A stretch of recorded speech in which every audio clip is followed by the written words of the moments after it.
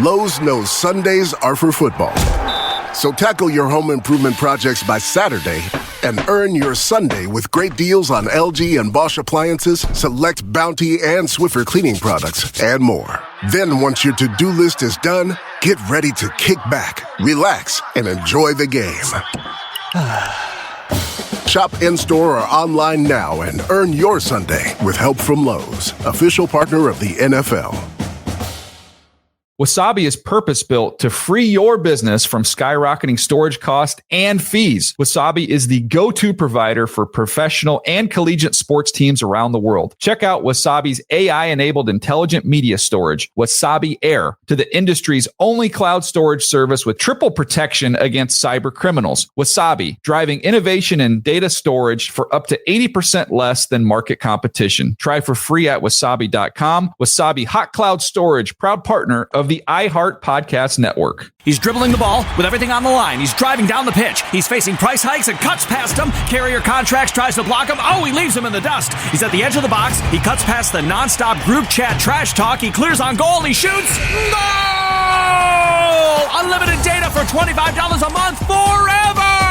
Visit your local Boost Mobile store today to get unlimited data with a price that never changes. Boost Mobile. After 30 GB, customers may experience lower speeds. Customers will pay $25 a month as long as they remain active on the Boost $25 unlimited plan. Welcome back to part 2 of Inside the Oval with Aaron and Sarina. In this episode, we are following up on our conversation on Latino Heritage Month and being producers at Studio 49. Here's the episode right now.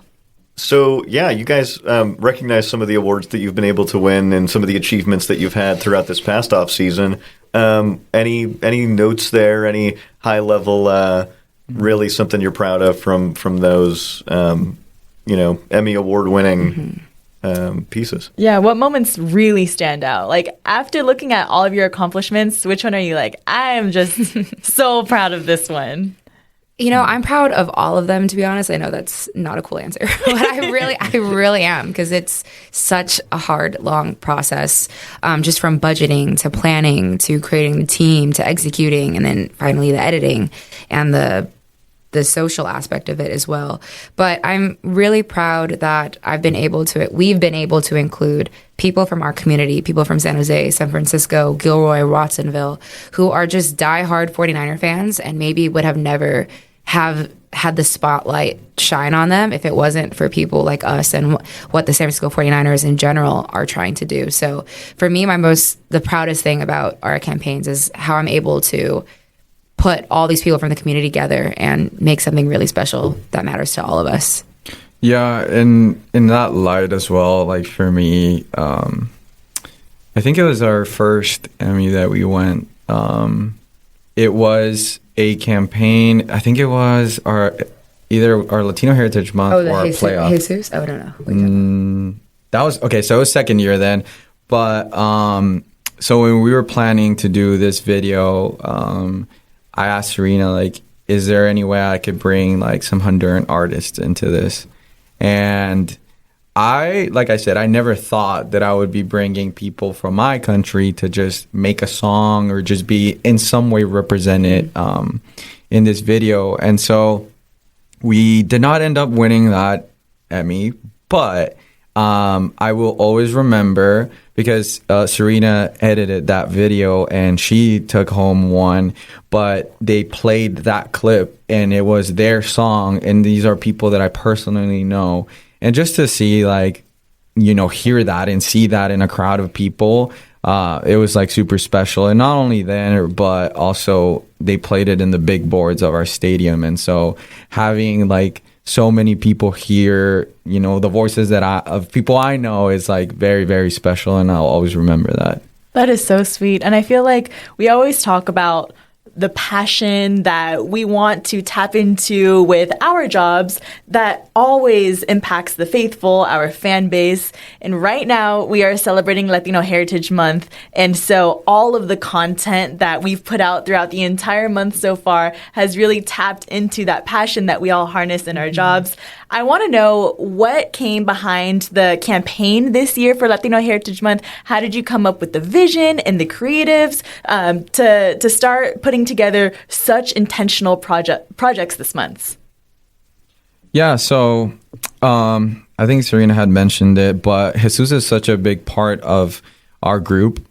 He is the voice in Spanish of the 49ers. He is somebody that if you just sit down and talk to him for like 5 minutes, he's a walking encyclopedia of the 49ers. Seriously. He literally embodies a faithful. And I think that this year, we had done a piece on him and kind of on his background and his story, but there was a very specific story that caught my attention, and it was the way that he like came into the 49ers. His dad was working here in the United States, and back then, it was a lot easier for immigrants to come in and come out of the country. And so Jesus is from this little town where they barely even have internet. Like it was, un pueblo.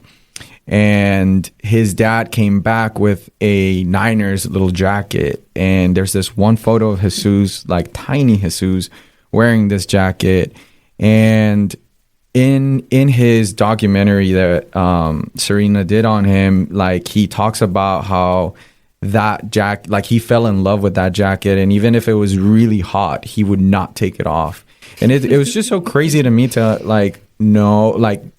just think about that, where this piece of clothing meant so much, and as he grew, he started to research about it. The sport's not there, so for him to come full circle and to end up being here was like something special that we really wanted to harness, because it goes to show that sports have there's no boundaries in that, and like you don't have to be here or come from the United States or understand even English for you to fall in love with a team and create that fandom. And so that was kind of like the start of the story that we really wanted to tell.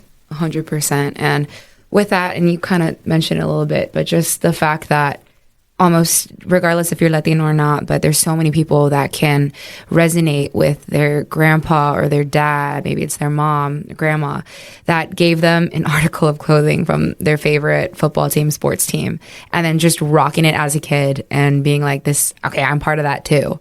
So it's been really beautiful so far to see just the outpouring of love that our communities, that our fans have felt from this piece that we've done. And almost everyone is like, that's like that. I see my abuelito there. I see my papa there.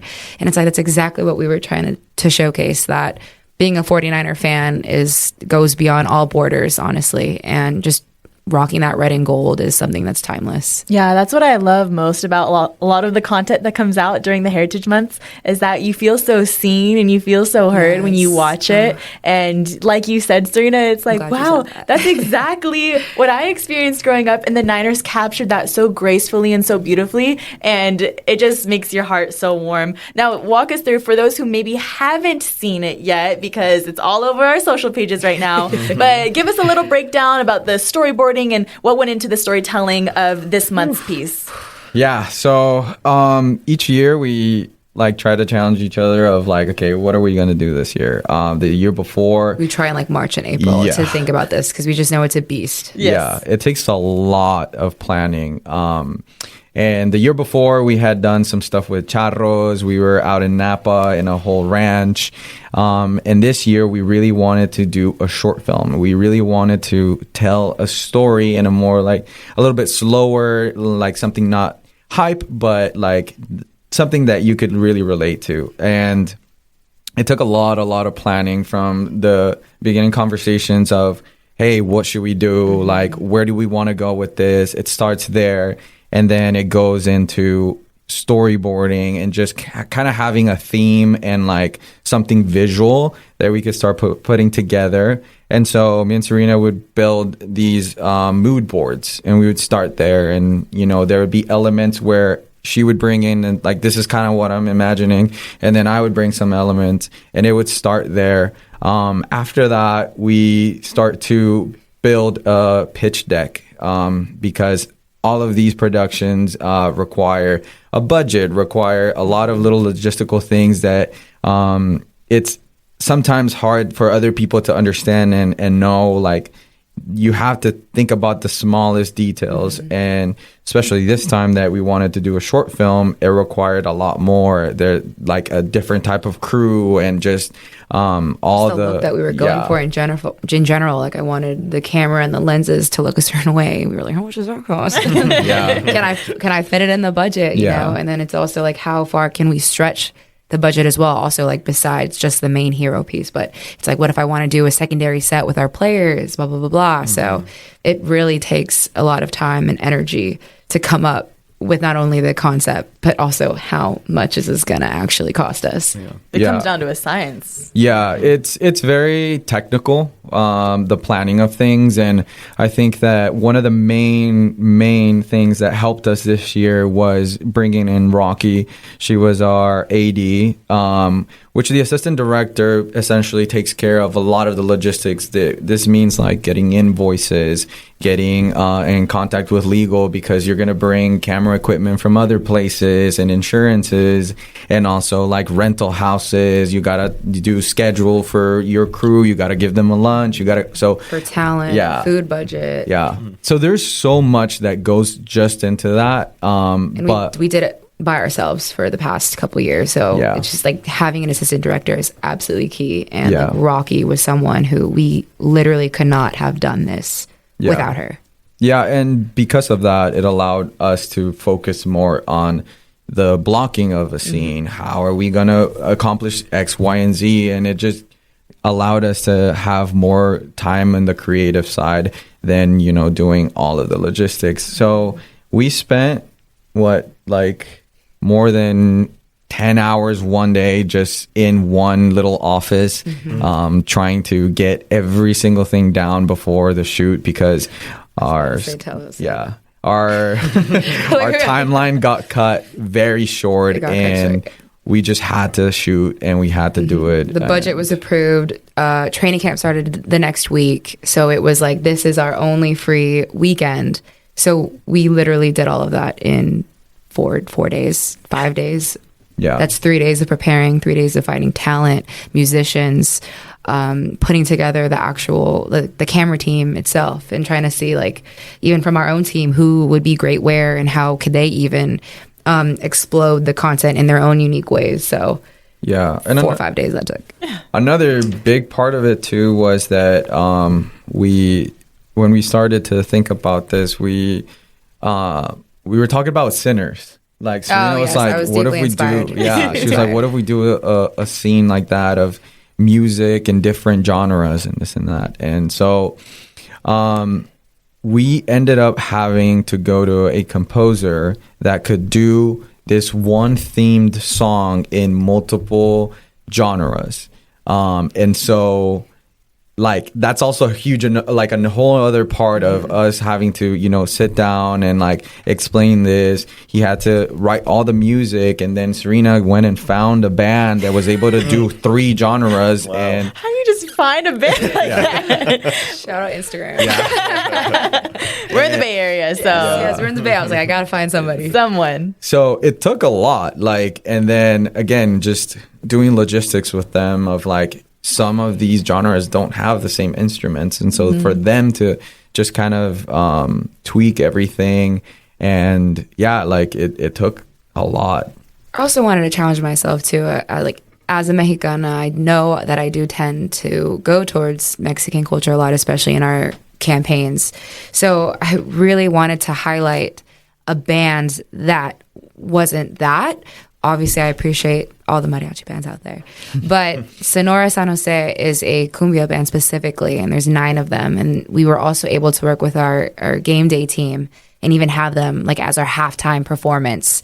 So our CMO also challenged us to make sure that we were touching a lot of different aspects of marketing and our company in general. So it takes so much, but so far it's been really great. I love to hear it. Now let's dive a little bit into the story, because in those 4 or 5 days that you crammed all of the planning and shooting and everything that went into it. You guys were also all over like California. It seems like all over the Bay. We were in downtown San Jose for a bit, and then we were like in the fields for a bit. Tell me like where you guys were while you guys were shooting the video and a bit of what the storyline looks like. Oh man. Yeah, so we started at, I think it was like 7 a.m. in Watsonville. There is Bati, our friend Bati. Shout out to her. We've worked with her in the past, and she owns a lot of these strawberry fields, and they grow multiple crops there. Tios. And I literally was like, I have this vision. Can we come to the Watsonville at 7 a.m. in the morning on a Friday? I know it's really short notice. Like I said, it really takes a village. And I think what's really cool about Latino culture is we're always trying to find a way to advance each other and help each other out. And make it work. Exactly. Yeah. So Pate was like, yeah, girl, come on down to Watsonville. So it was us rolling with this huge production van and like a caravan of other cars. 7 a.m. Watsonville, started shooting. And that whole scene took about like 4 hours. The other main thing too is like you have people there and you have to be prepared. You know, every single person there is sitting there waiting for you to give them a direction, a command, because every single person has a specific job. So it was our job to like lay down the vision of what we wanted, talk to our actor, go through the blocking, and then the gaffers and the DP and the AC, all of them start taking over, but they're all waiting for you to be like, hey, we're doing A, B, and C. And so that took a couple of hours. Then we drove back to Gilroy. I don't know if you want to talk about that. Yeah, Taco Siluero, once again, another person that lives close to my family. And actually, my mom hired them to do my dad's birthday recently. And I was like, I hear you're big San Francisco 49ers fans. Would we be able to film our short film here? Like an hour of your time? And once again, another person that was like, absolutely, please come. Like, your house is my house. And because of him and Taco Siluero in Gilroy, we were able to get that scene done where we have our actor cocinando in the kitchen, and just we were trying to showcase throughout the film how our immigrant fan was constantly working for his family, obviously, but also for this jacket that had caught his eye in the store window. So shout out to Taco Siluero for allowing us to invade for a couple hours. And they still served food too. So we were very like, absolutely, we will stop whenever there's a customer that's coming in. Which honestly, I will say it's a great thing about Latinos, because it's not that easy to go to a restaurant and be like, hey, can we disturb you guys for like, can we be shove everywhere? A camera in the back? Yeah. Yes. We had huge shiny boards like lighting the whole place. You have a whole crew, you have a big camera, you have customers there. They're not going to close down for you because they have to keep working. So honestly, again, like Latinos were just like, hey, can I borrow this, or can I be there? And he was absolutely like, yeah, you guys can come in. And we purchased our food from there too, and then also just highlighted the name of his store throughout. So, we all tried to help each other. Yeah. The spirit of each city and each location you were at shined in the piece, which is really cool. And it comes back to you guys being the producers of it. So that's really cool. And then we found our way back in San Jose for sort of that Sinners scene with the music going and the dance scene going. How did that come together? So, huge shout out to the Mexican Heritage Plaza. They are amazing people. They're literally this place that is pushing not just Mexican art, but like it's found in Eastside San Jose, which is literally just a huge pocket of different cultures. And so the Mexican Heritage Plaza is this place where everybody can come in and like showcase their art, that whether that's through dance, theater, video. And I have a very good connection with them because I had been working for them throughout the years in video production. And so really huge part was Fidel. He's the director of production there. And I pitched him the idea, hey, can we film this piece in your theater. And he was like, absolutely, let's do it. And they were very kind enough to also just give us the space because this theater is very expensive, and obviously we were running on a tight budget. But again, that whole like family Latino, let me help you. And yeah, that's how we ended up in Eastside San Jose. And then we had a huge group of fans come in and be part of this big scene, which also Rocky put together of bringing and emailing all these people to show up. And I also reached out to Javi, who's also a part of our influencer team, just even reaching out to our lead ERG, like, hey, who wants to be a part of this? So we really try to hit everyone in our community and everyone that works at the Niners who feels compelled, you know, to support or be a part of our Latino content. So shout out to everyone who danced the day away as we kept saying, cut, okay, let's roll it back. But people were still smiling at the end of that. So I'd like to think that it was all good. I had the pleasure of being on set that day, and I love the Mexican Heritage Plaza. It's so fun to be at. I go like every summer. So I was watching it all go down. It did not feel like we were working that day. Like it was just a straight party. Everyone was dancing, like having a good time. The vibes were so high. So not only do you guys just do an awesome job making everything come together so professionally, but the vibes are always high. Like hanging out with the studios team is always fun. I'm not at work. I'm vibing. Yeah, I think, and what's great is you guys keep giving kudos to all these amazing people in your community, the people that really helped you out building this story. 100%. I'm just curious how you personally feel about how it all came together, how this affected you, and how meaningful this project was to put together with the 49ers brand. That's a great question. I think personally I feel proud, not just from like a logistical point of view of like we were able to get our vision done and all of this and that, and we were able to pull it off. Like I am proud of those things, but more of we were able to showcase a story that matters. And then just to see the result of so many other people relating. And it didn't matter whether like, again, you're Latino or not, but that connection of like, hey, this legacy was passed down.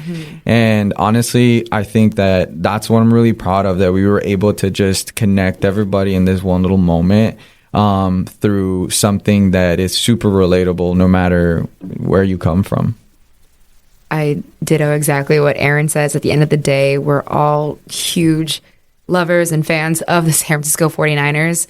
So to be able to just highlight the people that are constantly, you know, spending their days and their money just and pouring their love into this team, to me, that means always the most in any campaign is to highlight them. And like you, I'm so glad you said this, but another main objective for me is always to make sure that my community feels seen and to do what I can in my position to elevate that and shine that spotlight. So I hope that fans today feel that same way about our campaign this year. Yeah. Noah, you know, another thing I loved when they were talking about just the story and all of the details that goes into making such an amazing piece come to life is that, like, I have family in this city and they helped me out. I went out on a limb and asked this person. And shout out to my parents, too.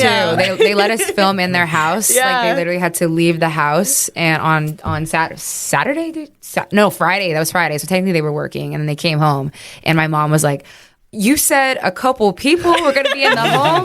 Like, you said some of your video squad. And I was like, Mother, I'm making movies. You know how Latinos trust the vision. And she was like, you're right. Yeah. So I was sending like photos and videos to them at work. They were like, oh my gosh, I can't believe this is a whole movie scene. But anyways, yes, I've been blessed to have my family be a part of these special moments. It's so cool. And it's a constant shout out of a person being able to cross a finish line somewhere. Yes. And the word or like the phrase that was coming to my head throughout the whole time was the Niners say it too, I got your back, IGYB. And so as we, you know, harness that energy, I want to know what advice you guys would give to young creatives, maybe young Latino creatives who saw this piece and are wanting to aspire to make content like that. What advice would you give them, or just really anyone who's trying to, you know, pick up that camera and do the same work as you guys do?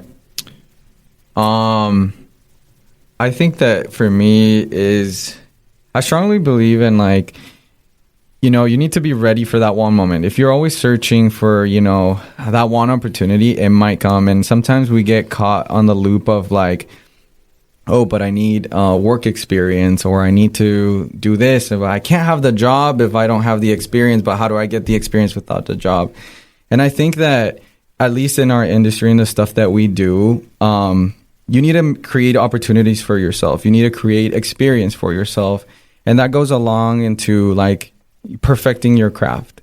If you perfect your craft, if you really are making those opportunities for yourself, if you really are, putting a lot of work, when that moment comes, you will be ready. Because sometimes, like you might get that one chance and like you weren't there because maybe you weren't like at the level that you should have been. And you might sit there and say, yeah, but it's because I haven't gotten the chance to get those opportunities and this and this and that to get experience.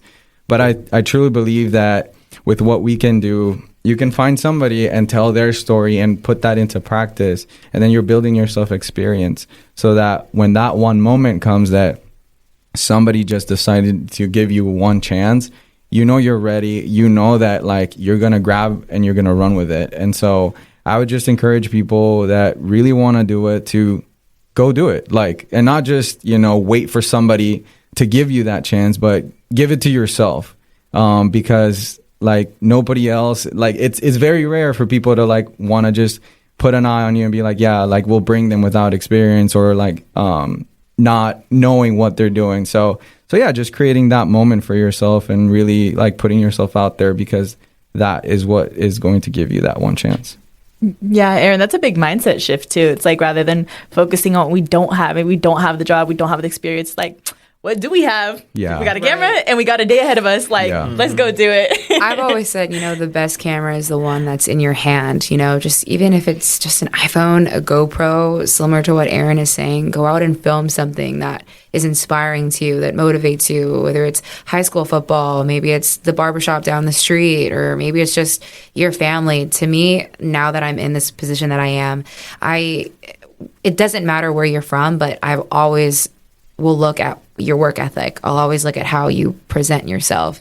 And when you do that also in an authentic way, I think people can tell that when you create art for, let's say, clout, it's never going to perform the way you want to perform. But when you're creating because it's your passion, because it's your art, you have pride for yourself or your family and where you've come from, I think people are always going to connect more with that message. So I would just say be 100% authentic to you as well. Yeah, and I think that's both amazing messages, great pieces of advice for anybody trying to enter this entire creative space. It's something I've always listened to, that you really just have to break your way in sometimes. Like you have to be the one to break down your own door. So I really appreciate those messages. I think both of you, now that you're at this point in your careers on this stage in the NFL, you've been able to grow your networks and be able to share these messages with many others throughout the creative community at large. Just curious on how you've gone about making those connections deeper, making that networking opportunity real within your community or just within the creative space at large. Mm-hmm. But go ahead. You're looking at me like you have your answer ready. Yeah, I think like network is like, again, super, super important. It takes a village for, production and all of these things. But I think that the most important part of that is just genuine human connection. I think that that's what has opened us the door to be able to pull off a lot of things that we have created. I don't think it's a bad thing to, want to network with somebody because they have something that you might need or you might want. But having the approach of a human being and actually wanting a genuine connection with that person will go so much further than you just being focused on getting what you want from them. Because at the end of the day, like, you might not know that's the person that will give you a chance. And so really making those friendships, making those real human connections is what has helped a lot. And I think that me personally, for this Latino Heritage Month video, I was able to bring this kid named Jaime. And it's so crazy because he has been somebody that I've been trying to mentor, to put in spaces where he has opportunities. And I have seen his hard work and everything that he's put into. His photos were part of our BTS and were featured in all of our Latino Heritage Month pieces. And so the one thing that I'll always remember from Jaime is that the way he approached things was very much just of like wanting to know who I was, because he felt like he saw himself in me, or like he could do something. He was not asking for anything else but just like, you know, can you tell me more about you? Like, how do I do something like that? And so, so again, I think like, yeah, creating those genuine connections will go like a very long way. And then like for me, like I see him as, you know, hey, what can I help you with now? Because I know that you're somebody that is trying to do what I am trying to do as well. So, yeah. No, 100%. I feel like in anything that we try to do, Latino Heritage Month centered around, obviously we try to bring in people that maybe have never had the opportunity to be a part of an NFL team. But even just throughout the year, and what I try to do as well is bring in specific women that maybe have never even touched an NFL football field. So for me, when I said that representation matters, this is how I'm doing my part into making sure that people see more women on a football field that look like me, and maybe one of their family or friends or someone down the line sees us on TV and is like, you know what, I think I want to be a San Francisco 49ers videographer, or just a creative in general. So I think that's really cool that both of us share that same spirit in regards to helping creatives that really just maybe need a chance, but who are super talented and need that opportunity to grow. Yeah, we've talked a lot about your guys' journeys up to this point and everything it takes to do your guys' jobs. I want to know who Aaron and Sarina are when maybe a camera isn't in your hand or you're not on the NFL sideline.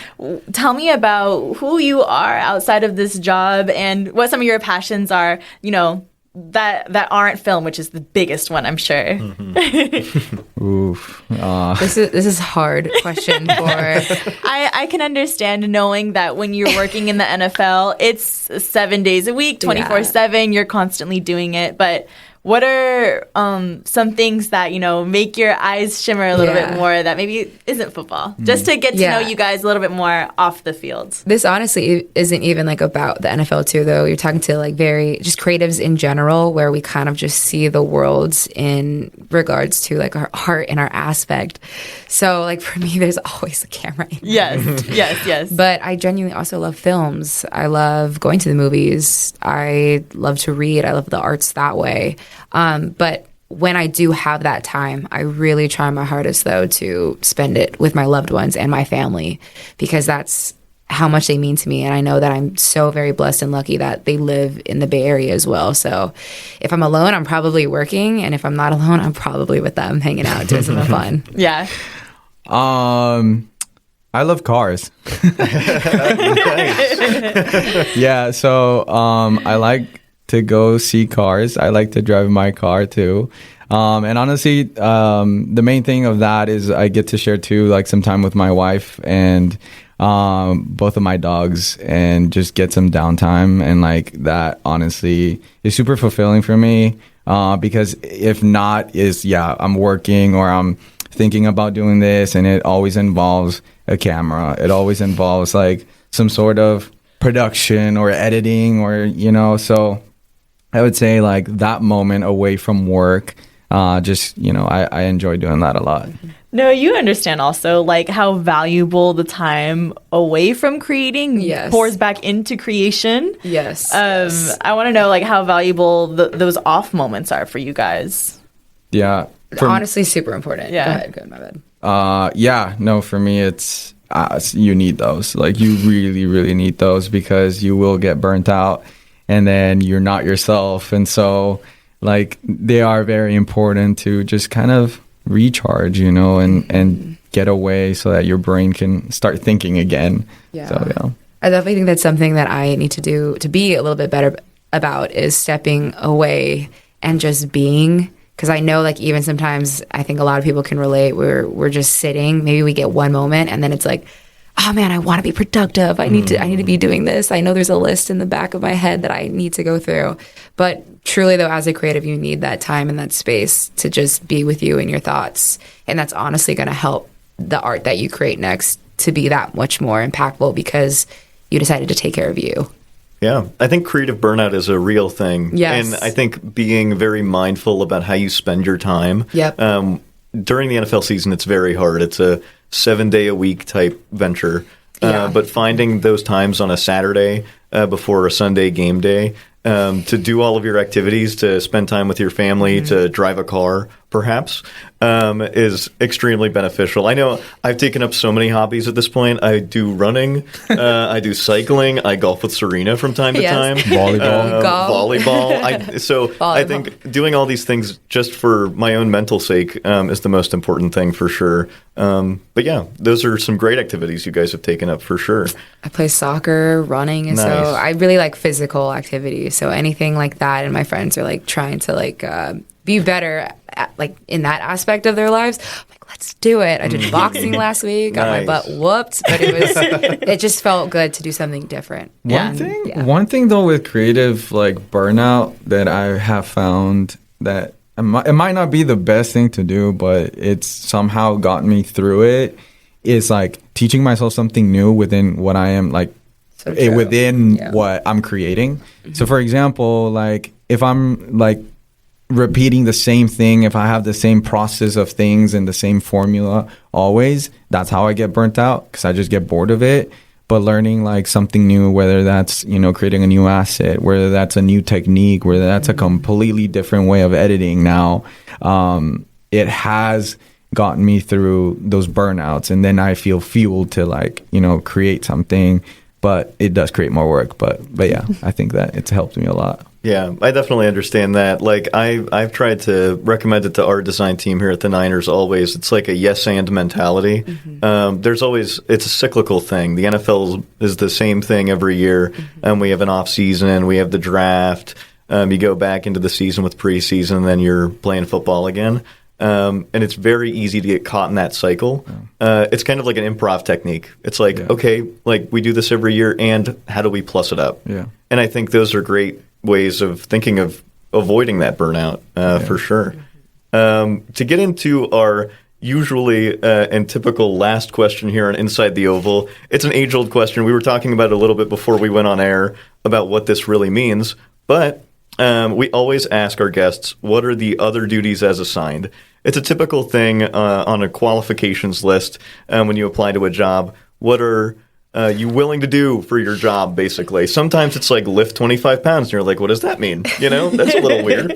But travel, what was it, like travel 15%? What does that mean? Yeah, where am I going? But I think now is my opportunity to ask you guys, what are some of the other duties as assigned that you did not think you'd be doing in this job that you ended up doing, and you're like, whoa, how did I get here? Yeah.